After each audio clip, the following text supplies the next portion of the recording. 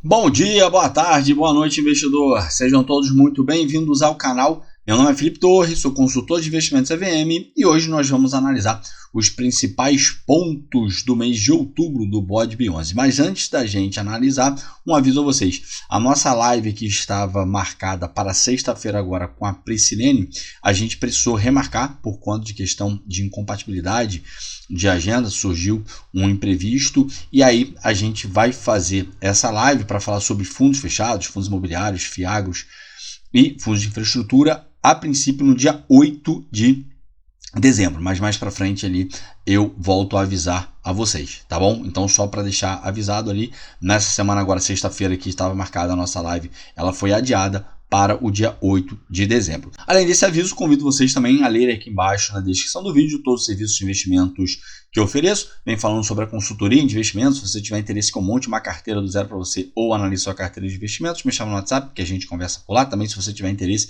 de ter o acompanhamento anual comigo, né, para que mensalmente a gente se reúna para poder analisar a melhor oportunidade para você poder alocar o seu capital, me chama no WhatsApp. Tenho certeza que você vai gostar bastante do serviço de consultoria.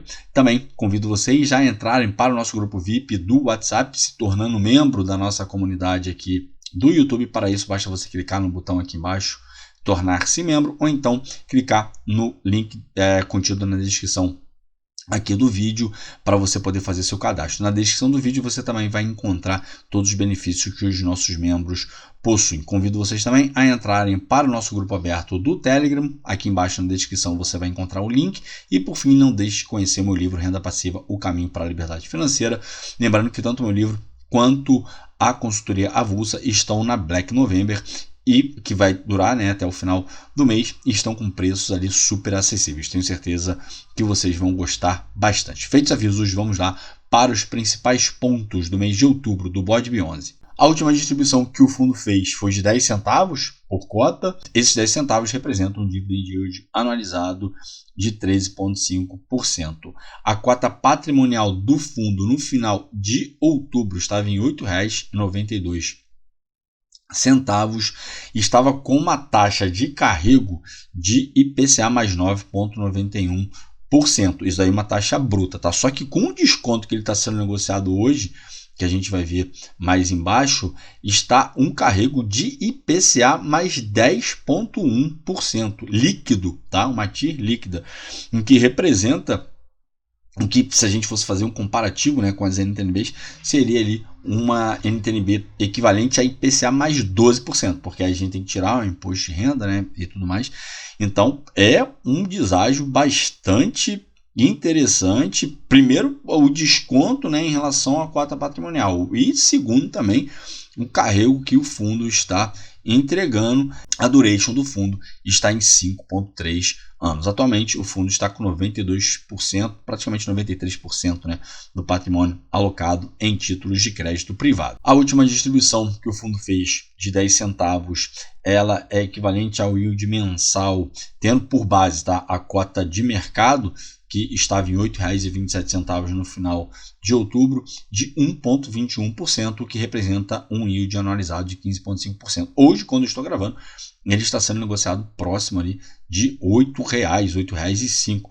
Então está com um deságio ainda maior do que do último dia aqui no mês de outubro, tá? Desde o início do fundo, o fundo já realizou distribuições no valor de R$ 3,83 por cota, o que equivale a um yield em termos anualizados de 15,4%. A gente vê aqui embaixo, né, como eu falei para vocês, nos últimos dois rendimentos, né, agosto e setembro, o fundo realizou uma distribuição de 9 centavos, agora em outubro ele voltou a distribuir os 10 centavos, que era o costumeiro, né, do fundo distribuir. Vamos ver como é que vai ficar para o próximo mês. Até agora, tá, o fundo, enfim, desde o início do fundo, né, o fundo, todas essas distribuições que o fundo realizou, que são isentas de imposto de renda, mas se a gente aplicar, né, o imposto de renda ali, que seria o gross up, seria uma distribuição equivalente a 147% do CDI, o que é um retorno ali bastante expressivo. Aqui, como nos outros relatórios, a gestão vem trazendo uma média, né, enfim, das negociações do fundo, porque pegando aqui a média, o fundo ele tem o costume de negociar com um ágio de 2,4%. Atualmente, ele está com um ágio ali bastante considerado, né?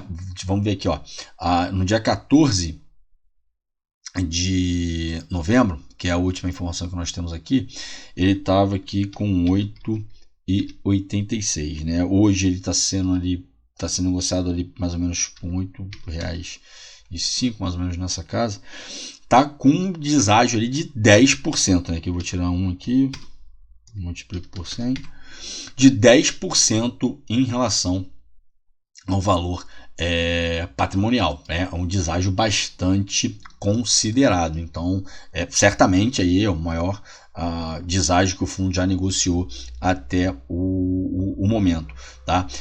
E aí, com esse desconto, né, com esse deságio, ele está aqui com uma TIR líquida, como eu falei no início do vídeo, de aproximadamente 10,1%, o que representa um spread líquido sobre a NTNB de equivalência, que é a NTNB de 2030, de mais de 3%, 310 base points. Então, enfim, é realmente, né, um retorno ali bastante interessante. E aí um ponto importante aqui é o seguinte, só para vocês poderem entender, porque às vezes eu vejo algumas pessoas falando assim, o fundo nunca mais vai voltar a negociar no valor que ele negociava antes, não sei o quê. A gente está tendo uma abertura na curva de juros bastante expressiva nos últimos meses, né? E os fundos que têm uma duration maior, como é o caso do BODB11, NUIF, CADIF, enfim, eles são muito sensíveis a essa abertura na curva de juros, porque quanto maior a duration, maior vai ser essa minha sensibilidade, tá? E aí vamos fazer só um exercício aqui, mas enfim, é uma conta aqui bem a grosso modo, tá? Para justamente vocês verem a possibilidade que existe desse fundo voltar lá para R$ 9,40 e até ultrapassar isso daí, claro, como eu falei, tá? Aqui é uma conta que vai ser feita aqui de forma bem simples, tá? Não seria exatamente assim para a gente calcular a questão de quanto o fundo pode ter de ganho com diminuição de fechamento na curva de juros baseado na duration, mas só para a gente poder ter aqui um parâmetro. A gente viu ali que a duration do fundo está em 5,6 anos, tá?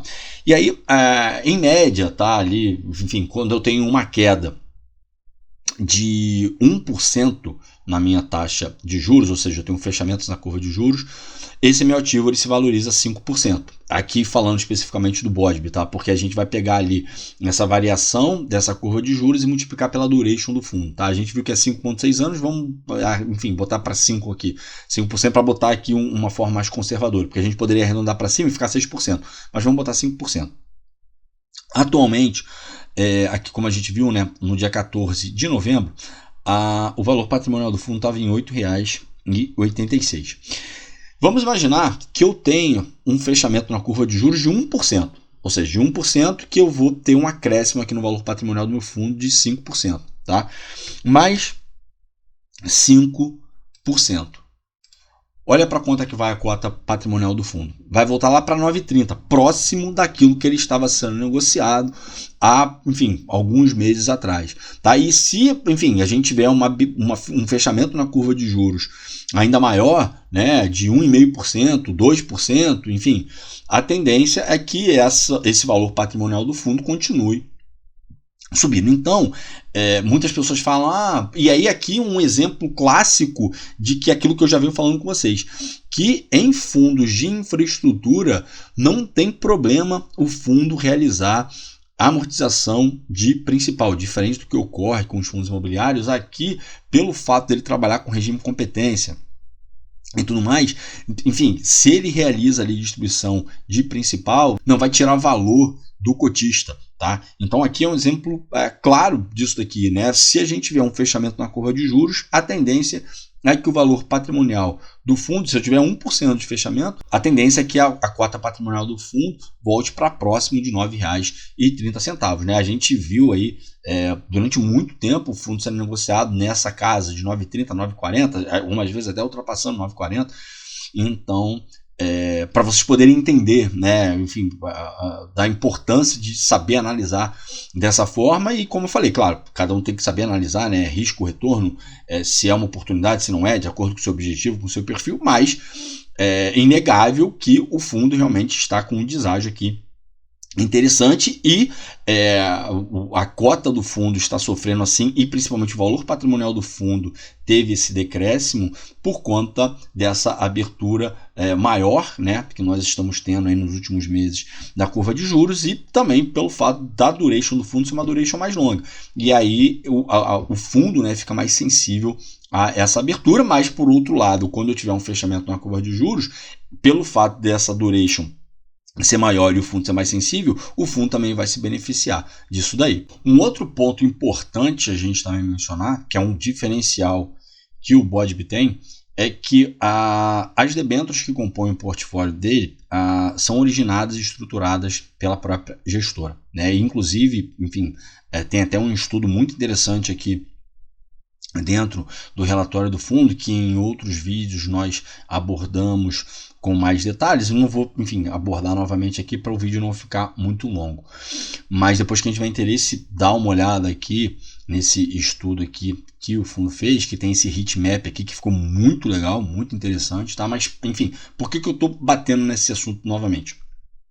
Porque agora, no mês de outubro, a gente viu ali que os spreads de crédito das debêntures, eles começaram a ter, a média, né? Começaram a ter uma leve abertura. Desde janeiro até setembro, a gente estava tendo um fechamento no spread de crédito, que dizia respeito ali à valorização das debêntures, questão de demanda, oferta, enfim, em janeiro, né, no início do ano a gente viu um fechamento bastante intenso por conta das novas resoluções do Conselho Monetário Nacional, e aí de lá para cá até setembro, de janeiro até setembro, a gente teve, né, um fechamento ali expressivo no spread de crédito. Só que o que acontece? Agora em outubro a gente começou a ter uma abertura. E aí um ponto que é importante a gente mencionar aqui é o seguinte: pelo fato do BODB ele originar e estruturar essas debêntures que compõem o portfólio dele, ele não fica suscetível a essa desvalorização que as debêntures podem vir a sofrer por conta dessa questão da abertura do spread de crédito, tá? Só para vocês poderem entender isso aí de forma melhor. Pelo fato dos FIINFRAs eles adotarem o regime de competência, tá? O regime contábil de competência, quando tem uma abertura, fechamento na curva de juros, quando tem uma abertura, fechamento no spread de crédito, mesmo que o fundo não venda o ativo, ele vai sofrer essa marcação, e aí isso daí vai resultar em lucro ou um prejuízo ali para o fundo, dependendo, enfim, do movimento que a gente estiver falando. Se eu tenho uma abertura no spread de crédito, isso quer dizer que a debênture está tendo uma desvalorização de acordo ali com o mercado secundário, tá? E aí, se eu tenho uma desvalorização nessa debênture, isso daí vai ocasionar uma marcação no valor patrimonial do fundo. Então, aqui nesse momento em que a gente está tendo agora essa tendência de começar a ter uma abertura no spread de crédito, os fundos que têm debêntures ilíquidas, que é o caso aqui do BODB, eles acabam se beneficiando porque eles não vão sofrer com essa abertura do spread de crédito e, por consequência, não vão ter ali também uma desvalorização do seu valor patrimonial pelo fato de não ter uma desvalorização das debêntures, diferente do que ocorre, né, com fundos que têm debêntures mais líquidas, tá? Então isso daí é um diferencial interessante. Inclusive no próprio relatório do CPTI desse mês, eles falaram que eles fizeram uma mudança ali interessante, porque justamente por conta dessa abertura do spread de crédito, eles começaram a movimentar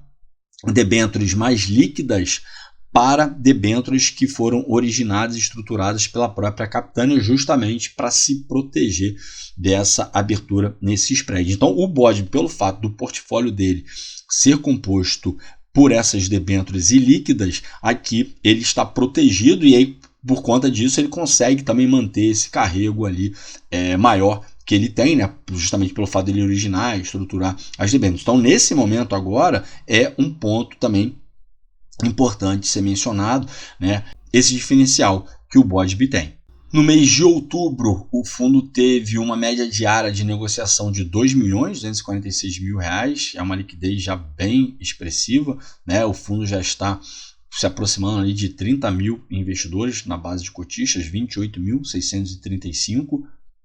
Desde o início do fundo, o fundo apresentou um retorno, já levando em consideração os rendimentos que foram distribuídos, de 33,2% contra 23,7% da NTNB 2030, que é a NTNB ali que possui a mesma dureza, né? Um diferencial ali de 9,4% proporcionado pelo fundo. A gente vê, né, que, enfim, o fundo teve uma queda aqui considerável por conta justamente, enfim, desse desconto, desse deságio que o fundo está negociando atualmente, mas como a gente vê aqui no relatório, enfim, não tem nenhum problema até agora reportado aqui pela gestão, né? Os ativos estão performando da forma que tem que performar, então pode ser realmente uma oportunidade ali no mercado.